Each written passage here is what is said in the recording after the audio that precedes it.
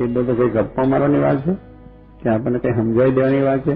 પણ જેના કર્મ ફૂટ્યા કે વાત તો ઠીક છે, તો મારે લોકો મહિમા સમજાય ને જેમ તેમ કરીને ખેંચવાનું બધું કરવાની વાત છે.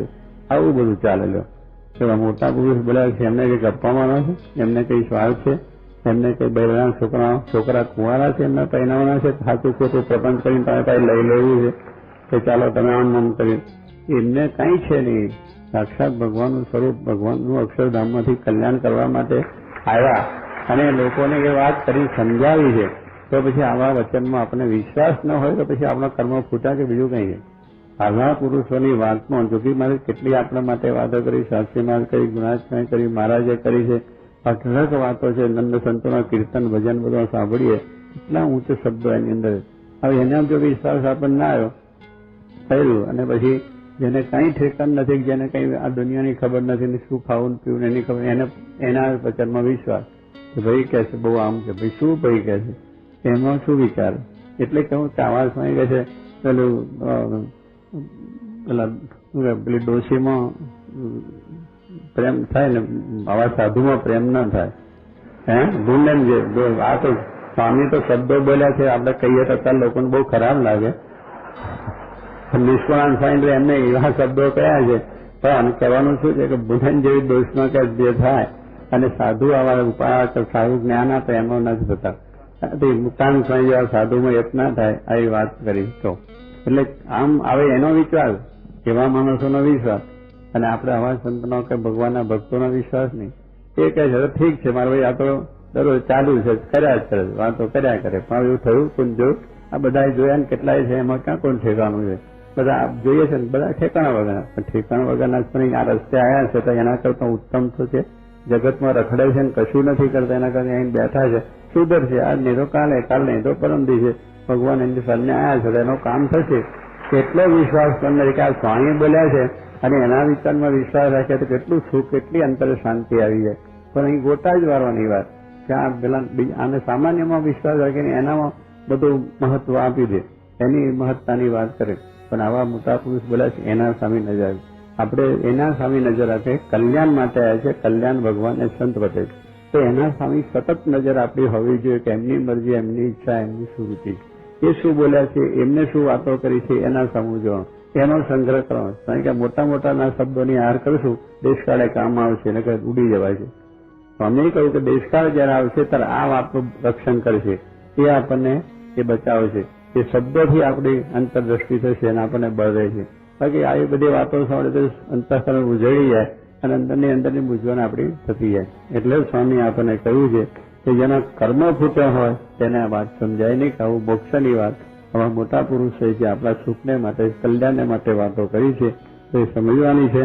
કારણ કે તેને મૂળ મોટા પુરુષ શત્રુ બનાવે એટલે પછી શત્રુ એટલે શું કે એના વિશે કોઈ ભાવ જ નહીં. ઠીક છે તો આ તો કરે, એમાં શું બીજી વાત, એમાં કોનું કેટલાનું થયું, શું થયું, બધું એવું બધે. એટલે સ્વામી કે એવું જણાય છે. એટલે એ રીતે સ્વામી કે જણાય છે એ વિપરીત જ્ઞાન કહેવાય. શું કહ્યું? વિપરીત જ્ઞાન કહ્યું. જો જે આવું જો સમજવા હોય તો વિપરીત જ્ઞાન થયું એટલે શું કે આપણો મોક્ષ જ ન થાય એની અંદર. વિપરીત જ્ઞાન દેહનું જ્ઞાન, વિષયનું જ્ઞાન, આપણા એકબીજાના પ્રત્યેના અર્ગુણ ભાવની વાત, તો એ આપણું વિપરીત જ્ઞાન કહેવાય. કે મોટા પુરુષની મરજી, ઈચ્છા, ભગવાનની ઈચ્છા આપણે જે કઈ છે એના પ્રમાણે થાય તો કેટલો જીવ સુખ્યો થાય. માટે એ કહેવાય વિપરીત જ્ઞાન. માટે હવે તો સાધુને વળગી જવું. અને આવો સમો આવ્યો છે તો પણ ભગવાન પાસે કે મોટા સાધુ પાસે રહીને વાતું સાંભળે નહીં એવી જીવની અવડાય. ને આ ઘડી જો 1000 રૂપિયા ખર્ચવાનું કહે તો ખર્ચે પણ ઓલું ન થાય, એટલે કથા વાર્તા ન થાય. એટલે સ્ત્રી, છોકરો, હવેલી, વેપાર એ બધા તેમાં આડ કરે. ને મહારાજ પાસે પણ એક જણે કહ્યું હતું રૂપિયા ખર્ચું પણ રહેવાય નહીં. એક હરજી ઠક્કર તેને ગામથી આવીને ગઢડે ભગવાન સારું ભેળા રહ્યા ને આ સાધુ પાસે કંઈ જતું નથી. પછી એમ બોલ્યા છે કે આ હરજી ઠક્કર છે એને કેટલો મહિમા.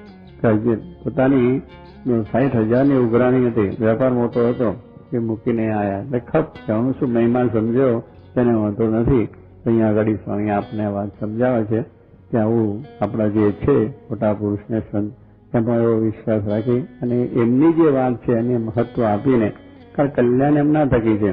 એમના થકી આપણો મોક્ષ છે. એને માટે આપણે આ સત્સંગમાં આવ્યા છે, સત્સંગમાં આવીએ છીએ અને કથા વાર્તા કરીએ, સાંભળીએ છીએ. એ છે તો એમના વચનમાં આપણે જેટલો વિચાર, એમની કથામાં જેટલો વિચાર કે જે બોલ્યા છે, મહારાજ બોલ્યા છે, સ્વામી બોલ્યા છે, જોગી મહારાજ બોલ્યા છે, એમાં વિચાર શ્રદ્ધા રાખી અને આપણે કરે જવાનું. આપણા જે કંઈ અંતસ્કરણમાં છે બધું ધીરે ધીરે બધું કાઢીને સુખ્યા કરશે અને અંતે આપણે ભગવાનના સુખની પ્રાપ્તિ થશે. એવું બળ સર્વને મળે એ પ્રાર્થના.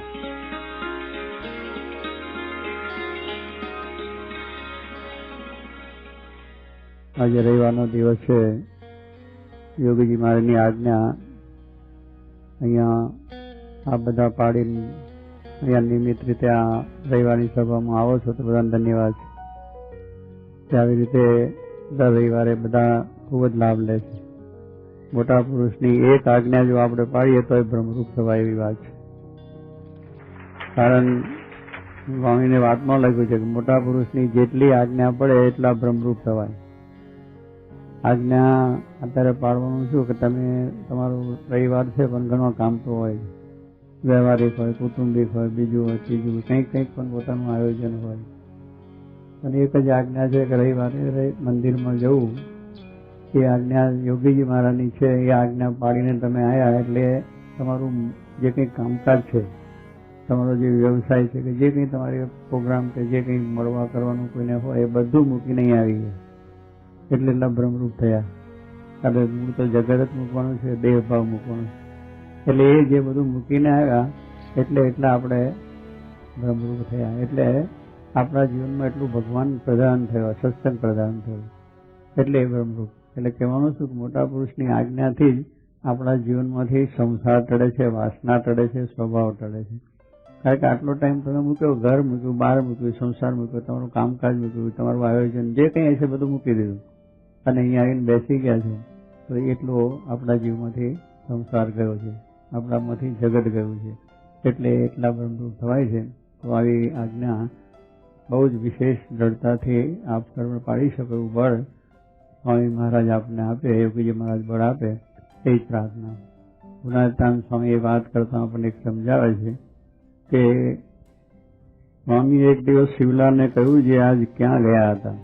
શિવલાલ શેઠ બોટાદના બહુ જ મોટા શેઠ હતા અને એમને મુક્ત જૈન હતા. આપણે જૈન બાબા હમણાં આવ્યા હતા ને આપણા, અને સુશીલ કુમાર પણ જૈન હતા અને બહુ સારું. એટલે એ જૈનમાંથી એમને સ્વામિનારાયણનો સંપ્રદાય થયેલો.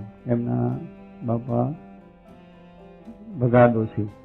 ભગાદોશી એવા એ જૈન હતા પણ એમને આ મહારાજનો પ્રતાપને ઈશ્વરે જોયું એટલે સત્સંગ થયો અને સ્વામિનારાયણ થયા. એટલે એ રીતે પોતે બહુ જ આગળ પડતા હતા સમાજમાં, બીજી ત્રીજી રીતે, પણ સત્સંગ શિર સાથે રાખેલો. અને શિવલાલ શેઠ નાનપણથી પોતાને આ સત્સંગ લયો અને એમાં ગુણાત્યાંશનો યોગ થયો અને ગુણાત્યાંશન પોતે ગુરુ પણ માનતા અને એમના થકી આ સત્સંગની વિશેષ દ્રઢતા થયેલી અને સત્સંગ પ્રદાન થયેલો. વેપાર મોટો લાખો રૂપિયાનો ચાલે પણ સત્સંગ વિશે બહુ રૂચિ હતી. એને સ્વામી એક દિવસે પૂછ્યું, કારણ કે શિવલાલ છે એ સમાગમ કરવા માટે જુનાગઢ ગયા. ગુણાત્યાન સ્વામી જ્યારે જુનાગઢ બિરાજતા ત્યારે ઘણા માણસો ગુજરાતમાંથી, સૌરાષ્ટ્રમાંથી, કચ્છમાંથી, જ્યાં જ્યાંથી હોય ત્યાં સ્વામીનો સમાગમ કરવા માટે જાય. કોઈ અઠવાડિયું જાય, કોઈ 15 દિવસ જાય, કોઈ મહિનો જાય, જેવી જેને અનુકૂળતા, પણ એ હંમેશ માટે જતા.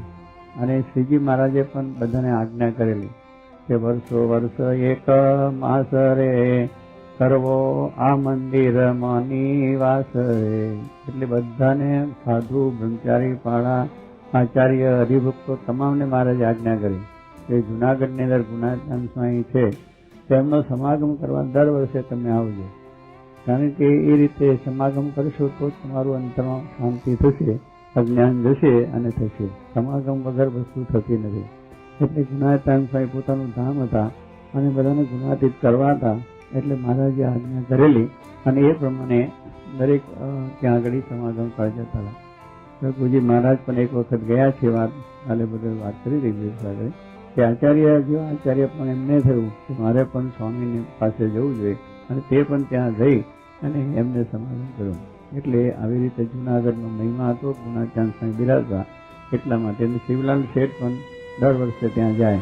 હવે ત્યાં શિવલાલ શેઠ ગયેલા છે અને ત્યાં પોતે સ્વામીનો સવારે દર્શન થાય, પૂજાનો થાય, કથા વાર્તાનો થાય, પછી બપોરે થાળ થાય, બપોરની કથા થાય. કથા પછી વચ્ચે અડધો કલાક 1.5-2 કલાકનો ટાઈમ મળે. ઠાકોરજી 12 વાગે પહોંચી જાય. સ્વામી કથા કરીને સ્વામી પણ જરા આરામ કરે. તો પછી 1 થી 2, 3, 3:30 સુધીનો ટાઈમ વધે. ત્યારે એમને એક તરફ વિચાર થયો, લાવ હું જરા શહેરમાં જઈ આવું. એટલે ત્યાં જુનાગઢ તો મોટું શહેર છે, એટલે શહેરમાં ગયા. અને મૂળ પાછા વેપારી, એટલે વેપારીનો જીવ હોય એટલે બજારમાં નીકળે એટલે સહેજે થાય ચાલો તારે જરા વેપારે કરી લઈએ. આવ્યા છે તો આપણે ડબ્બો ભેગું તેલ ચલાવો.